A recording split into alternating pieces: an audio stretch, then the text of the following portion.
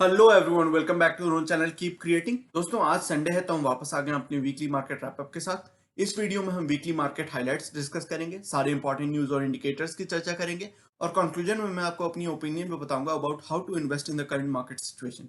तो वीडियो के एंड तक बने रहें। मैंने चैनल पे basics of investing and wealth creation और म्यूचुअल फंड इन्वेस्टिंग के नाम से 2 प्लेलिस्ट भी बनाई हैं। ये सभी फंडामेंटल वीडियोस अगर आपने अब तक चेक नहीं किए हैं तो प्लीज देखिए। काफी इंपॉर्टेंट कॉन्सेप्ट्स डिस्कस किए हुए हैं जो आपके लिए बहुत यूजफुल रहेंगे। ऊपर राइट साइड में आई बटन में वीडियोस की लिंक आ रही है जो मैं डिस्क्रिप्शन बॉक्स में भी डाल दूंगा। वीडियो शुरू करने से पहले बता दूं कि अगर आपने अब तक चैनल को सब्सक्राइब नहीं किया तो you are missing a lot of useful information and ideas about investing and wealth creation. आपके सब्सक्रिप्शंस, लाइक्स और कमेंट से मुझे और भी मोटिवेशन मिलती है और मैं आपके सजेस्ट किए हुए टॉपिक्स पे भी वीडियोस क्रिएट करने की कोशिश करता रहता हूं। चूंकि हमारा चैनल एक नया चैनल है तो आप जितना लाइक, कमेंट और शेयर करेंगे हमें ज्यादा से ज्यादा लोगों तक ये इन्फॉर्मेशन पहुंचाने में उतनी मदद मिलेगी। So just smash the like button, subscribe to the channel और साथ ही नोटिफिकेशन बेल दबाना मत भूलिए ताकि आगे आने वाली एक भी वीडियो को आप मिस ना करें। आप हमें फेसबुक, ट्विटर और टेलीग्राम पे भी फॉलो कर सकते हैं ताकि आपकी नॉलेज और भी इन्हांस हो सके। लिंक डिस्क्रिप्शन में दी हुई है। So without taking any more of your time, let's get started. दोस्तों, सबसे पहले अगर हम निफ्टी की वीकली मूवमेंट पर नजर डालें तो निफ्टी ने इस वीक थोड़ी सबड्यूड मूवमेंट दिखाई। हालांकि ओवरऑल पॉजिटिव मूवमेंट थी, पर केवल 0.9% की अपवर्ड मूव के साथ निफ्टी इस वीक क्लोज हुआ। निफ्टी ने एक नया ऑल टाइम हाई इस वीक बनाया 13,145 का, लेकिन वहां से थोड़ी गिरावट के बाद इस वीक की क्लोजिंग 12,970 के आसपास हुई। निफ्टी के वन डे चार्ट पे अगर नजर डालें तो आप देख सकते हैं कि काफी दिनों से, एक्चुअली 2-3 वीक से निफ्टी एक कंसोलिडेशन रेंज में मूव कर रहा है। इसकी मूवमेंट एक रेंज बाउंड मूवमेंट हो रही है जो हमें इस चार्ट में ज्यादा नजदीकी से देख सकते हैं हम। ये जो कंसोलिडेशन रेंज फॉर्म हुआ है 12,750 से 13,000 के बीच में, उसके बीच में निफ्टी की मूवमेंट काफी दिनों से चल रही है। एक्चुअली 2 या 3 वीक से इस रेंज बाउंड मूवमेंट में ट्रैवल कर रहा है निफ्टी। तो Nifty is still consolidating in this range, but Nifty is well above all की ईएमएस। जो एक्सपोनेंशियल मूविंग एवरेजेस है 50, 100, 150 और 200, चारों एवरेजेस से काफी सिग्निफिकेंटली ऊपर चल रहा है निफ्टी। तो ओवरऑल काफी बुलिश है, बट मुझे लगता है कि जो वॉलेटिलिटी हमें दिख रही है, और इस हफ्ते के आप देख सकते हैं कि ये जो वेंसडे को कैंडल बनी थी, आप देख सकते हैं कि कितनी बड़ी बेरिश इनगल्फिंग पैटर्न बनी थी। बेरिश इनगल्फिंग कैंडल हमें दिखी थी। वो कितनी बड़ी कैंडल थी, आप देख सकते हैं कि आसपास के कई सारे कैंडल्स को उसने अपने अंदर इनगल्फ कर लिया था। तो ये एक इंडिकेटर था कि अभी निफ्टी में थोड़ी वॉलेटिलिटी बरकरार रह सकती है और निफ्टी में डाउनवर्ड मूवमेंट भी हमें दिख सकती है इन द मीडियम टर्म। अगर वीकली चार्ट पे नजर डालें, थोड़ी मीडियम टर्म पर्सपेक्टिव से बात करें, यहाँ पे हर कैंडल एक वीक को दिखा रही है। तो वीकली चार्ट पे आप देख सकते हैं कि इस हफ्ते की जो कैंडल बनी, कितनी लंबी टेल्स हैं उसकी। तो जब भी बॉडी इतनी छोटी और टेल्स इतने लंबे होंगे तो आपको समझ में आ जाना चाहिए कि वॉलेटिलिटी बहुत ज्यादा है मार्केट में। तो इतनी लॉन्ग टेल्ड वीकली कैंडल बनी है जो कि दिखा रहा है कि बुलिश सिग्नल जरूर हैं, बट वॉलेटिलिटी काफी ज्यादा है। जनरली आप देखें कि इतनी ज्यादा लंबी टेल्स वाली कैंडल्स रेयरली बनती हैं, और वो इस वीक हमें दिखाई दी। तो ये कैंडल जरूर ये दिखा रही है कि वॉलेटिलिटी आगे आने वाले कुछ दिनों में बरकरार रह सकती है। उसी तरह अगर मंथली चार्ट पर नजर डालें, आप देख सकते हैं कि बहुत सारे सालों की चार्ट है। यहाँ पे हर कैंडल एक मंथ को दिखा रही है। तो मंथली चार्ट पे इस महीने की जो कैंडल बनी है, आप इस मंथली कैंडल को कंप्लीट ही मान सकते हैं, क्योंकि आखिरी दिन जो मंडे को मार्केट क्लोज है तो इस महीने की कैंडल ये कंप्लीट हो चुकी है। तो इस महीने की जो ये फाइनल कैंडल है उसमें आप देख सकते हैं कि कितनी ज्यादा वॉलेटिलिटी रही है, कितना लंबा कैंडल है ये। मतलब इस तरह की कैंडल हमने काफी महीनों से नहीं देखी है। प्रोबेबली अप्रैल में इस तरह की कैंडल बनी थी, इतनी लंबी कैंडल, और उसके बाद जाके इस महीने ये कैंडल बनी है। हालांकि इस महीने की कैंडल काफी बुलिश, आप देख सकते हैं कि बॉडी भी काफी लंबी है, टेल्स उतने लंबे नहीं है रिलेटिव टू द बॉडी। तो काफी बुलिश कैंडल है, बट ओवरऑल वॉलेटिलिटी कितनी ज्यादा रही है इस महीने, इस कैंडल में आपको आराम से वो दिख जा रहा है। तो bullish but very long volatile monthly candle, obviously जब हमने बात भी कर ली। Bullish signal still persist on the monthly chart. Obviously ये कैंडल काफी बुलिश है, बट वॉलेटिलिटी कंटिन्यूड रहेगी। और इस महीने कितनी वॉलेटिलिटी रही वो तो हमने देख ही लिया, लेकिन आगे चल के भी कुछ मीडियम टर्म पर्सपेक्टिव से मुझे लगता है कि वॉलेटिलिटी अभी भी कंटिन्यूड रह सकती है। आरएसआई की बात करें तो आरएसआई की वैल्यू में थोड़ी सी डिप आई है। ये वैल्यू आपको याद होगा कि 71, 75 के आसपास पहुंच गया था। वहां से थोड़ी डिप होके ये वैल्यू अभी 67.5 है, लेकिन अभी भी ये काफी बुलिश वैल्यू है, काफी ऊपर की वैल्यू है। ओवरबॉट लेवल्स के आसपास आप कह सकते हैं। हालांकि थोड़ी सी गिरावट आई है, ओवरबॉट हो गया था, ये 70, 75 के आसपास पहुंच गया था, बट वहां से गिरावट होने के बाद ये वैल्यू अभी 67, 68 के आसपास है। तो थोड़ी गिरावट जरूर आई है, लेकिन चूंकि अभी भी ये रेंज बाउंड मूवमेंट जो इसकी रहती है उसके ऊपरी रेंज में ही है, तो वहां से अभी थोड़ी और गिरावट पॉसिबल है आरएसआई की वैल्यू को अगर देखें तो RSI value is still bullish, but it has moderated. इसमें थोड़ी मॉडरेशन आई है, थोड़ी गिरावट आई है। It is still close to overbought levels. Exactly overbought नहीं है, बट 70-80 के आसपास जब ये वैल्यू रहती है तो हम मानते हैं कि आरएसआई ओवरबॉट लेवल्स के आसपास है। तो अभी भी ओवरबॉट लेवल्स के आसपास ही ट्रैवल कर रहा है आरएसआई। एमएससीडी पे देखें तो वहां पे बहुत ही इंटरेस्टिंग ऑब्जर्वेशन है। आप देख सकते हैं कि बेरिश क्रॉसओवर की तरफ बढ़ रहा है एमएससीडी। यहाँ पे अभी तक बेरिश क्रॉसओवर हुई नहीं है, लेकिन काफी ज्यादा ये जो गैप थी वो काफी ज्यादा नैरो हो गई है। आप देख सकते हैं ऑलमोस्ट बेरिश क्रॉसओवर के आसपास पहुंचने वाला है, ऐसा एमएससीडी के चार्ट पे दिख रहा है। तो ये भी इंटरेस्टिंग रहेगा, आगे आने वाले हफ्ते में हमें देखना पड़ेगा कि क्या ये बेरिश क्रॉसओवर बनती है और क्या सिग्निफिकेंट बनती है, या फिर एक हल्की सी बेरिश क्रॉसओवर होकर फिर से रिवर्जन हो जाता है और फिर से एक बुलिश क्रॉसओवर में ये कन्वर्ट हो जाता है। वो हमें देखना पड़ेगा। कोविड से रिलेटेड कुछ इंपॉर्टेंट न्यूज की अगर बात करें तो कोविड के केसेस अभी भी स्टडली राइज कर रहे हैं इंडिया में। अनफॉर्चुनेटली 45-50,000 नंबर ऑफ केसेस आप देख सकते हैं कि डेली बेसिस पे आ रहे हैं। जो टोटल नंबर ऑफ केसेस है इंडिया में वो 93 लाख क्रॉस कर चुके हैं। तो 93.1 lakh total number of cases हैं। रिकवरी रेट काफी अच्छी है 93% के आसपास। बट जो टोटल नंबर ऑफ फेटालिटीज हैं, जो टोटल नंबर ऑफ डेथ्स हैं, वो 1.36 लाख, तो ऑलमोस्ट 1.4 लाख लोगों की मौत हो चुकी है because of Covid, which is such a sad disheartening figure. लेकिन एक और अच्छी बात है इन सभी बुरी न्यूज के अमंग, एक अच्छी बात है कि fourth vaccine has shown efficacy above 90%। तो पहले हमने देखा था कि फाइजर, मॉडर्ना, एस्ट्राजेनेका, इन तीनों की वैक्सीन की हमने देखी थी कि एफिकेसी 95% के आसपास थी। अब जो रशियन वैक्सीन है स्पतनिक जिसका नाम है, तो स्पतनिक की जो एफिकेसी है, जो इफेक्टिवनेस है, वो 90% से ऊपर, उसकी फेज 3 ट्रायल्स में ऐसा पता चला है कि 90% से ऊपर उसकी एफिशिएंसी है। तो ये एक अच्छी बात है। और जनरली हमने पहले की वीडियोस में डिस्कस किया है कि जब ये एफिकेसी रेट 60% से ऊपर होती है तो उसको वैक्सीन के लार्ज स्केल प्रोडक्शन के लिए उसको माना जा सकता है। तो मिनिमम रिक्वायरमेंट 60% है, लेकिन ये सारी जो वैक्सीन आई हैं उन सभी की 90% से ज्यादा एफिकेसी है, which is a very promising sign. Economy से रिलेटेड कुछ इंपॉर्टेंट न्यूज की बात करें तो आरबीआई ने काफी बड़ी एक रिकमेंडेशन दी है। उसमें हाईलाइट्स ये हैं कि large corporate and industrial houses can be allowed to own banks. जो लार्ज कॉर्पोरेट हाउसेस, जैसे आप बजाज की बात करें, महिंद्रा की बात करें, एचडीएफसी की तो ऑलरेडी बैंक है, फिर टाटा ग्रुप की बात करें, तो ये जो लार्ज कॉर्पोरेट हाउसेस हैं, इंडस्ट्रियल हाउसेस हैं, उनको बैंक ओन करने की सहमति की रिकमेंडेशन दी गई है। ऐसी कोई रूल नहीं आई है अभी, लेकिन रिकमेंडेशन दी गई है वर्किंग ग्रुप ऑफ आरबीआई के द्वारा कि इन सभी लार्ज कॉर्पोरेट हाउसेस को बैंक्स ओन करने की सहमति दी जा सकती है। अगली इंपॉर्टेंट रिकमेंडेशन है कि जो प्रोमोटर स्टेक की लिमिट थी 15% तक, कि किसी भी बैंक की शेयर होल्डिंग में मैक्सिमम प्रोमोटर स्टेक 15% से ज्यादा नहीं हो सकता है, उसको बढ़ा के 26% तक बढ़ा देने की रिकमेंडेशन दी गई है। तो ये कुछ बैंक्स के लिए काफी अच्छा हो सकता है। खास करके आपको पता होगा कि उदय कोटक जी, जो कोटक महिंद्रा बैंक के प्रोमोटर हैं, जो ओनर हैं, तो उनकी शेयर होल्डिंग को लेके काफी ज्यादा एक क्लाउड बना हुआ था। तो अगर ये रिकमेंडेशन रूल बन जाती है तो उनको काफी फायदा हो सकता है, क्योंकि उनको इतनी ज्यादा शेयर होल्डिंग अपनी कट नहीं करनी पड़ेगी। उसी तरह इंडसइंड बैंक के जो प्रोमोटर्स हैं उनको भी इसका फायदा हो सकता है अगर ये लिमिट एक्चुअली में बढ़ा दी जाती है तो। फिर तीसरी रिकमेंडेशन है कि NBFCs which have a asset size more than 50,000 crore, तो 50,000 करोड़ से ज्यादा किसी भी अगर एनबीएफसी, जो नॉन बैंकिंग फाइनेंशियल कंपनीज है, उनकी अगर एसेट साइज 50,000 करोड़ से ज्यादा है तो उनको बैंक्स में कन्वर्ट करने की रिकमेंडेशन दी गई है, कि उनके पास एक ऑप्शन रहेगा कि ये इतनी बड़ी जो एनबीएफसीज हैं, जैसे एचडीएफसी एक एनबीएफसी है, बजाज फाइनेंस की जो एयूएम है वो 50,000 करोड़ से ज्यादा है, तो ये बड़ी बड़ी जो एनबीएफसीज हैं वो बैंक्स बन सकती हैं, बैंक्स में कन्वर्ट हो सकती हैं अगर वो चाहती हैं तो। And if they have completed 10 years of operation, तो अगर उन्होंने 10 साल की ऑपरेशन कंप्लीट कर ली है और अगर उनकी एसेट साइज 50,000 करोड़ से ज्यादा है तो वो बैंक्स में कन्वर्ट हो सकते हैं। तो ये भी एक रिकमेंडेशन है। तो ये सभी रिकमेंडेशन है, अभी ये कोई रूलिंग नहीं हुई है, बट ये वर्किंग ग्रुप की रिकमेंडेशन है आरबीआई की। लेकिन farmer RBI governor Raghuram Rajan, जो पहले के आरबीआई गवर्नर थे, उन्होंने, और फॉर्मर डिप्टी गवर्नर, आरबीआई के डिप्टी गवर्नर विरल आचार्य जी, उन्होंने दोनों ने एक स्टेटमेंट दिया है कि these recommendations may not be good for the Indian economy। उन्होंने कहा है कि the history of such connected lending is invariably disastrous। How can the bank make good loans when it is owned by the borrower?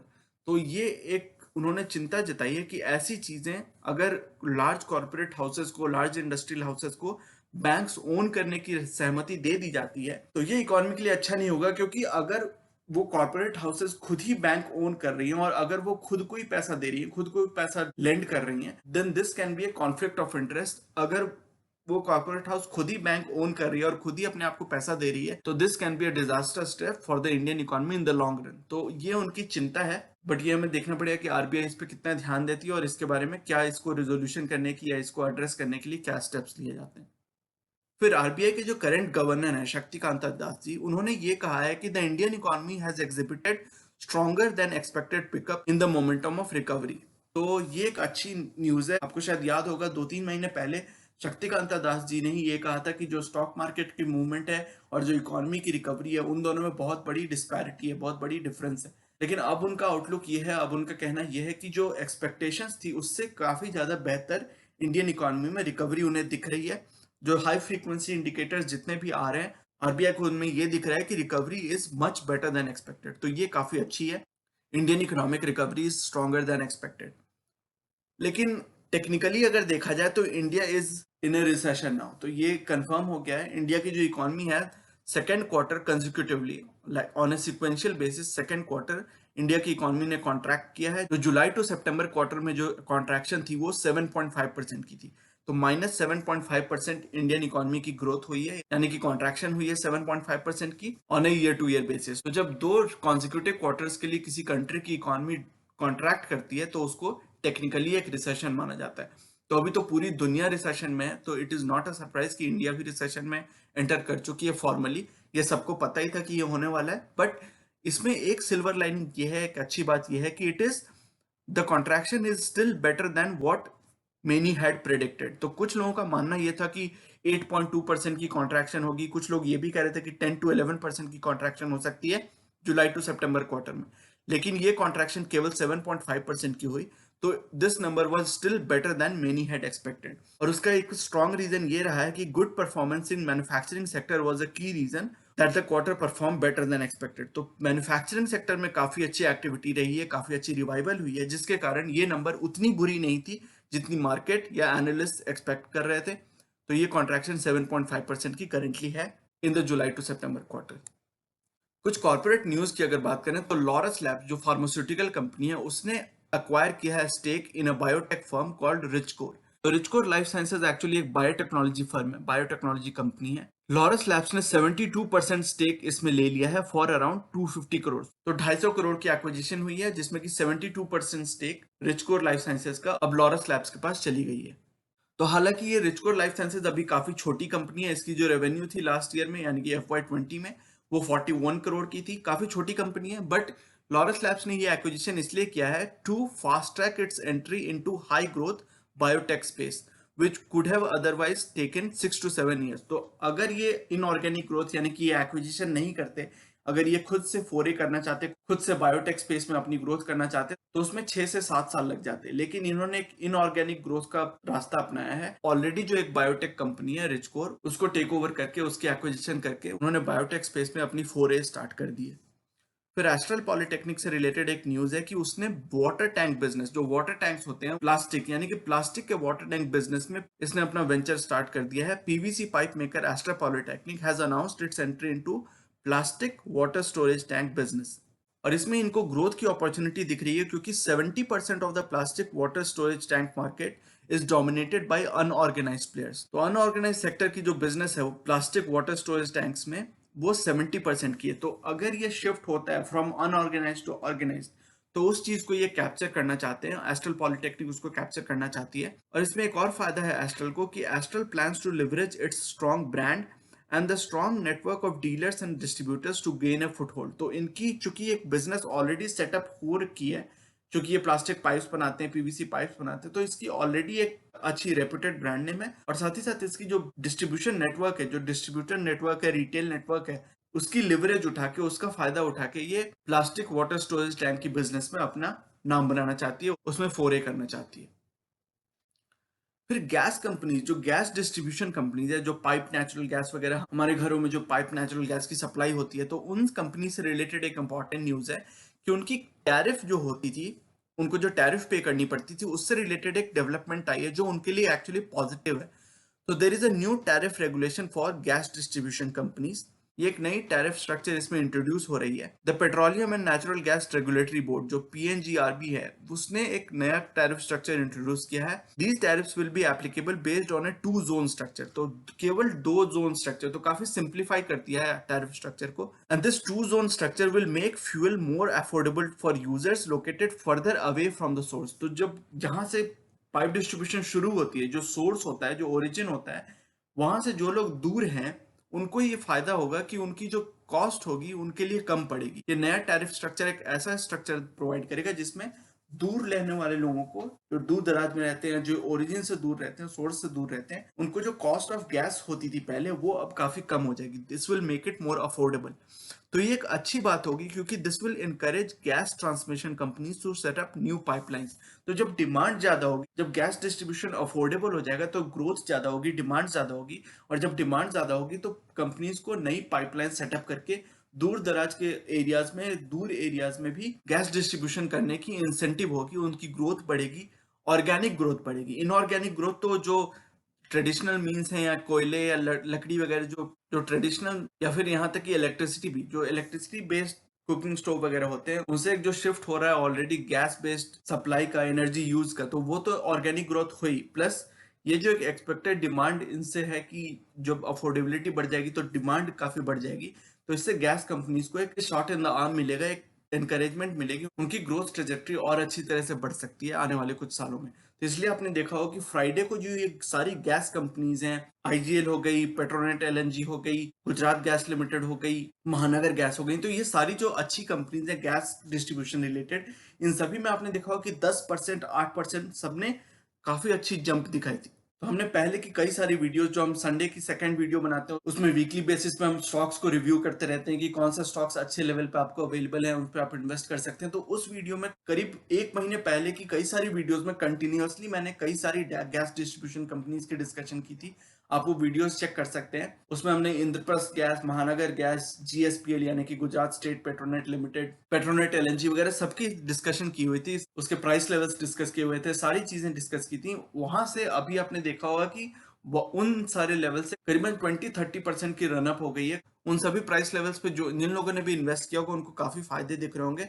और इसमें ये कोई short term perspective में बात नहीं कर रहा हूँ, ये तो अभी न्यूज आई है तो उनमें एक बढ़त आ गई है, लेकिन ऑर्गेनिकली भी आप देखें कि आगे आने वाले कुछ सालों के लिए इनके पास ग्रोथ ट्रेजेक्ट्री अच्छी खासी है।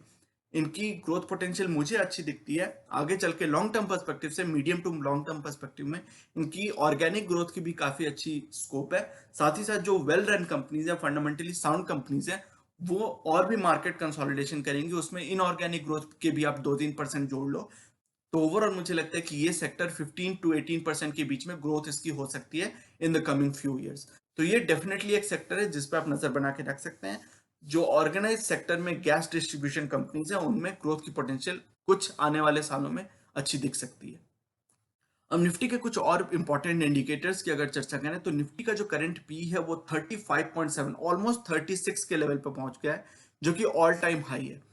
अब देख सकते हैं इस चार्ट में कि निफ्टी का पी इतने हाई लेवल पे कभी भी नहीं था, अपने ऑल टाइम हाई के आसपास चल रहा है। निफ्टी की जो ईपीएस है वो पिछले हमने 2-3 हफ्ते पहले देखा था कि 371 पहुंच गई थी। निफ्टी की जो अर्निंग्स पर शेयर है, ईपीएस नंबर है, वो 371 पहुंच गई थी, बट वहां से फिर से गिरावट आके 364 हो गई है। तो आप इस चार्ट में, ऊपर वाले चार्ट में देख सकते हैं कि ईपीएस नंबर 371 पहुंचने के बाद फिर से उसमें एक ड्रॉप आई है, तो अर्निंग्स थोड़ी सी ड्रॉप हुई है। और उसी के कारण, चूंकि पीई होता है प्राइस टू अर्निंग्स, तो प्राइस बढ़ती जा रही है। आपको पता हो कि निफ्टी में पिछले 2-3 हफ्तों में या एक महीने में कितनी ज्यादा शानदार मूवमेंट दिखी है, 10-15% अप है Nifty from its October levels. तो निफ्टी की प्राइस बढ़ती जा रही है, अर्निंग्स थोड़ी घट गई है, तो obviously P ratio elevated levels पे आपको दिख रहा है। निफ्टी की जो पुट कॉल रेशियो है, पीसीआर वैल्यू अभी 0.98 आ रही है। तो पीसीआर की वैल्यू जब 1 से कम होती है तो हम मानते हैं कि निफ्टी अभी ओवरऑल बुलिश है, और जब ये वैल्यू 1 से ज्यादा होती है तो हम मानते हैं कि निफ्टी की ओवरऑल जो सेंटिमेंट है वो अभी बेरिश है। तो चूंकि अभी 0.98 का वैल्यू है तो ऑलमोस्ट आप कह सकते हैं कि ऑलमोस्ट न्यूट्रल है। तो निफ्टी अभी किसी भी तरह की, आप ना तो बुलिश ना तो बेरिश, एक न्यूट्रल सेंटिमेंट बनी हुई है निफ्टी में। और जब तक ये सेंटिमेंट बहुत ज्यादा बुलिश नहीं हो जाती है तब तक आपको कोई क्रैश तो नहीं दिख सकता है, लेकिन जब तक लिक्विडिटी रहती है मार्केट में तो एक सपोर्ट रहेगा लिक्विडिटी का, तो क्रैश की संभावना बहुत कम लग रही है। बट चूंकि सेंटिमेंट्स अभी थोड़े न्यूट्रल से हैं तो एक कंसोलिडेशन चल सकता है कुछ दिनों तक, और वहां से फिर एक गिरावट हो सकता है पॉसिबल कि आगे आने वाले कुछ दिनों में आपको एक माइल्ड करेक्शन दिख सकती है। तो उस माइल्ड करेक्शन का फायदा आप कैसे उठा सकते हैं वो हम डिस्कस करेंगे कि आपकी इन्वेस्टमेंट की स्ट्रेटेजी कैसे हो सकती है अभी कुछ ही देर में। तो अभी निफ्टी ऑलमोस्ट न्यूट्रल है, वॉलेटिलिटी परसिस्ट करेगी। हमने चार्ट्स में भी देखा, सारे वैल्यूज में देखा कि अभी कुछ वैल्यूज काफी ओवरबॉट लेवल्स पे हैं। आरएसआई एमएसीडी में हमने देखा कि एक बेरिश क्रॉसओवर बनने की संभावना बन रही है। तो इन सारी चीजों को होलिस्टिकली जब आप देखेंगे तो आपको लगेगा कि वॉलेटिलिटी कंटिन्यू रह सकती है, और उस वॉलेटिलिटी का फायदा हम कैसे उठा सकते हैं, लेट्स डिस्कस दैट। तो मेरी overall view about how you can invest in the current market situation ये है कि आप अपनी इन्वेस्टमेंट को एसआईपी को, यानी कि रेगुलर जो आपकी इन्वेस्टमेंट है, मंथली बेसिस पे, क्वार्टरली बेसिस पे, जैसे भी आप रेगुलर इन्वेस्टमेंट करते हैं, उसको कंटिन्यू रखें। क्योंकि मार्केट में क्या होने वाला है, ऊपर जाने वाली है, नीचे वाले जाने वाली है मार्केट मीडियम टर्म में, ये कोई बता नहीं सकता। लेकिन चूंकि कुछ फैक्टर्स, कुछ इंडिकेटर्स थोड़े ओवरबॉट लेवल्स पर चल रहे हैं, तो आपको अपनी हेवी लमसम इन्वेस्टमेंट को थोड़ा रोक के रखना चाहिए, थोड़ा धीरे धीरे स्टैगर्ड वे में उसको डिप्लॉय करना चाहिए। तो आप अगर रेगुलर इन्वेस्टिंग अपनी एसआईपी को कंटिन्यू करते हैं तो आपके अंदर ये फोमो वाली फीलिंग, यानी कि फियर ऑफ मिसिंग आउट की फीलिंग नहीं आएगी, और आप डेस्परेशन में आके एक बार में उठ के एक दिन कि मैं सारे पैसे, मेरे पास अगर 5 लाख रुपए हैं, 1 लाख रुपए हैं, तो सारे एक ही बार में आप झोंक नहीं दोगे। क्योंकि आपको ये पता रहेगा कि मैं रेगुलर इन्वेस्टिंग तो कर ही रहा हूँ, तो मुझे कोई ऐसी टेंशन नहीं है कि I am missing out on something. आपकी जो ऑलरेडी इन्वेस्टेड पैसे हैं वो ग्रो हो रहे हैं, वो धीरे धीरे जैसे जैसे मार्केट ऊपर जा रही है वैसे वैसे आपकी इन्वेस्टमेंट्स भी ऊपर जा रही है। तो आपको ये फीलिंग नहीं आएगी कि मैं मिस कर रहा हूँ समथिंग। तो वो आपको फायदा करेगा कि आप अपनी जो लमसम इन्वेस्टमेंट है उसको थोड़ा होल्ड बैक करके रखेंगे, और जब अपॉर्चुनिटी आती है तो उसको धीरे धीरे डिप्लॉय करते रहेंगे। तो you will sit on a good healthy lump sum pile up, और you will keep deploying it as you see opportunities arising in the market. इसमें स्टॉक स्पेसिफिक अप्रोच आपको हेल्प करेगा, क्योंकि आपको पता होगा कि जब मार्केट ऊपर भी जा रही है तो कुछ आपको वैल्यू प्रोपोजिशन भले ही कम दिखती जा रही हो, लेकिन फिर भी कुछ स्टॉक्स में हर हफ्ते, और वो हम संडे की वीडियो में डिस्कस करते रहते हैं कि कुछ कुछ वैल्यू स्टॉक्स आपको अभी भी दिखेंगे जिसमें वैल्यू प्रोपोजिशन थोड़ी बची है, और वो किस प्राइस लेवल्स पे आप इन्वेस्ट कर सकते हो उनमें, अगर आपके थॉट प्रोसेस में वो फिट होता है, अगर आपको इन्वेस्टमेंट करने के लिए वो कंपनी सही लगती हैं, तो आप उनमें किस प्राइस लेवल्स पे इन्वेस्ट करते हैं, उसकी डिस्कशन हम हर वीकली बेसिस पे संडे की सेकंड वीडियो में करते रहते हैं। जो ये मार्केट रैपअप के बाद जो सेकंड वीडियो आती है, best stocks to buy now, उसमें हम हमेशा डिस्कस करते रहते हैं हर वीकली बेसिस पे कि कौन कौन से स्टॉक्स आपको अभी भी at the current market levels, कौन से स्टॉक्स आपको अच्छी प्राइस लेवल्स पे स्टिल अवेलेबल है। तो वो वीडियो अगर आप वीकली बेसिस पे फॉलो करते हैं, हमें टेलीग्राम चैनल पे आप ज्वाइन कर सकते हैं। वहां पे जो भी स्टॉक्स अच्छी प्राइस लेवल्स पे आते हैं तो मैं आपको एक क्विक नोटिफिकेशन भेज देता हूँ, प्रॉम्प्ट भेज देता हूँ। और अगर वो स्टॉक्स आपके इन्वेस्टमेंट फ्रेमवर्क में फिट होते हैं, अगर वो स्टॉक्स आपको लॉन्ग टर्म इन्वेस्टिंग के लिए सही लगते हैं, तो आप अकॉर्डिंगली उसमें एक्शन ले सकते हैं। अगर वो प्राइस लेवल्स आपको ठीक लगते हैं for investment for long term, तो उस पर आप कुछ एक्शन ले सकते हैं। बट मेरी कोई ये रिकमेंडेशन नहीं होती है, बट मैं आपको एक प्रॉम्प्ट की तरह काम करता हूँ। एक नोटिफिकेशन आपको आ जाती है, और आप अगर कहीं बिजी भी हैं तो आपको क्विकली एक समझ में आ जाता है कि अच्छा, ये स्टॉक्स अगर मैं कंसिडर कर रहा हूँ लॉन्ग टर्म के लिए, तो मैं देख लेता हूँ कि ये स्टॉक्स किस प्राइस लेवल पे अवेलेबल है। अगर वो प्राइस लेवल आपको कंफर्टेबल लगती है तो आप उसमें इन्वेस्टमेंट्स कर सकते हैं। तो आप हमारे टेलीग्राम चैनल को ज्वाइन कर सकते हैं, जिसकी लिंक डिस्क्रिप्शन में दी हुई है। वहां पे आपको क्विक नोटिफिकेशन मिल जाएंगे। और अदरवाइज संडे की जो सेकंड वीडियो आती है, best stocks to buy now, उसमें हम ऑलरेडी रेगुलर वीकली बेसिस पे डिस्कशन करते ही रहते हैं। वहां पे आपको आइडिया लगता रहता है, आपकी वॉच लिस्ट तैयार होती रहती है, आपकी वॉच लिस्ट रेडी रहती है। जैसे ही कुछ अपॉर्चुनिटीज आती हैं, आपके स्टॉक स्पेसिफिक अप्रोच अगर रहती है, तो आप इंडेक्स किस लेवल पे उसको भूल जाओ। इंडेक्स हो सकता है वो 13,000 पे हो, 10,000 पे हो, लेकिन अगर आपको कुछ स्टॉक्स हैं जो फंडामेंटली स्ट्रॉन्ग स्टॉक्स हैं, लॉन्ग टर्म के लिए धाकड़ स्टॉक्स हैं, वो अगर आपको अच्छी प्राइस लेवल्स पे किसी भी इंडेक्स लेवल पे मिल रहे हो, जैसे हमने गैस कंपनीज की बात की थी, जब निफ्टी 12,000 के लेवल पे था तब भी वो कंपनीज 30%, 25% के डिस्काउंट पे मिल रही थी, और वो हमने उस समय डिस्कस किया था, और अब उन कंपनीज में काफी बढ़त आपको दिख रही होगी। तो यही होता है, स्टॉक स्पेसिफिक अप्रोच आप रखोगे तो हमेशा मार्केट में अपॉर्चुनिटीज आप देख पाओगे। इसलिए स्टॉक स्पेसिफिक अप्रोच से आप बेनिफिट कर सकते हैं। इंडेक्स किसी भी लेवल पे हो, आप स्टॉक स्पेसिफिक अप्रोच रखो। जब भी अपॉर्चुनिटीज अच्छे स्टॉक्स में आपको दिखते हैं, आप इन्वेस्टमेंट करते रहो। आपको फोमो की फीलिंग नहीं होगी, आपको ये नहीं लगेगा कि एक ही बार में आपने सारे पैसे भी डाल दिए। आपके पास पैसे भी रहेंगे और आप अपॉर्चुनिटीज का फायदा भी उठाते रहेंगे। तो benefit from volatility as it manifest, देख सकते हैं कि इस महीने की वॉलेटिलिटी कितनी ज्यादा रही, इस महीने में कितनी ज्यादा वॉलेटिलिटी रही। तो जैसे ये वॉलेटिलिटी बढ़ती जाती है या फिर इसी तरह की वॉलेटिलिटी कंटिन्यू रहती है, तो इसके आप फायदे उठाओ। इससे डरो मत, इससे पीछे मत हटो। आप इसके फायदे, आप ये सोचो कि हाँ, अगर किसी स्टॉक्स में अच्छी वॉलेटिलिटी दिखती है तो आप उसके फायदे उठाने की कोशिश करो। लेकिन आप फायदा तभी उठा पाओगे when you keep building your cash position. आप अपनी कैश पोजीशन, कैश पाइलअप को बढ़ाते रहें, उसको बिल्ड करते रहें, एक अच्छे हेल्दी कैश पाइलअप पे आप बैठे रहें। क्योंकि जब मार्केट में अपॉर्चुनिटीज आएंगी और वो थोड़ी सी अपॉर्चुनिटीज होती हैं, बड़ी अपॉर्चुनिटीज हो सकती हैं, किसी भी तरह की अपॉर्चुनिटीज हो, वो हम नहीं बता सकते। What we can plan for, what we can do is be ready for those opportunities. जब ये अपॉर्चुनिटीज आएंगी तो आपके पास अगर कैश पाइलअप नहीं होगा, एक कैश बिल्डअप नहीं बना हुआ होगा, तो आप फायदा नहीं उठा पाएंगे। इसलिए कैश पाइलअप को आप बना के रखें, अच्छी कंपनीज को अपने वॉच लिस्ट पे ऐड करके रखें, उसके प्राइस लेवल्स को आप अपने ध्यान में रखें कि किस प्राइस लेवल्स पे आने पे आप उन सभी स्टॉक्स में वैल्यू प्रोपोजिशन देखेंगे और उन सभी स्टॉक्स में आप इन्वेस्ट कर सकते हैं उन सारे प्राइस लेवल्स पे। तो मेन टेकअवेज यही है कि अपने एसआईपी को कंटिन्यू करते रहें, रेगुलर इन्वेस्टिंग को कंटिन्यू करते रहें, स्टॉक स्पेसिफिक अप्रोच बना के रखें और कैश पाइलअप को, कैश बिल्डअप को बनाते रहें, हेल्दी बना के रखें, क्योंकि जैसे अपॉर्चुनिटीज आएंगी तो स्टॉक स्पेसिफिक अप्रोच में आपको उनके फायदे उठाने के मौके मिलते रहेंगे। तो मैं उम्मीद करता हूं कि इस फ्रेमवर्क से, इस थॉट प्रोसेस से आपको फायदा मिलेगा और लॉन्ग टर्म इन्वेस्टिंग के टाइम होराइजन में आपको कहीं ना कहीं ये अप्रोच मददगार साबित होगी आपके लिए। तो दोस्तों ये था आज का वीडियो। ये सेइंग जो कि है नॉलेज इज पावर सुप्रीम, ये इस चैनल का मिशन है जो कि है आप तक सही नॉलेज पहुंचाना। आगे आने वाली हर वीडियो में हम बहुत सारी इंटरेस्टिंग टॉपिक्स को डिस्कस करेंगे और मैं आपके लिए यूजफुल आइडियाज और टॉपिक्स लाता रहूंगा। इसी तरह हर वीकेंड हम वीकली मार्केट अपडेट्स और अपने views about the current market situation भी डिस्कस करते रहेंगे। So you should definitely subscribe to the channel and remain posted for further updates. अगर आज की वीडियो कंटेंट आपको पसंद आया है तो वीडियो करें लाइक। अगर आपको लगता है कि इस इन्फॉर्मेशन से किसी की मदद हो सकती है तो इसे अपने दोस्तों और फैमिली मेंबर्स के साथ शेयर करें और चैनल को करें सब्सक्राइब। मिलते हैं अपने अगले वीडियो में एक और टॉपिक के डिस्कशन के साथ। तब तक के लिए take care and see you soon. Bye bye.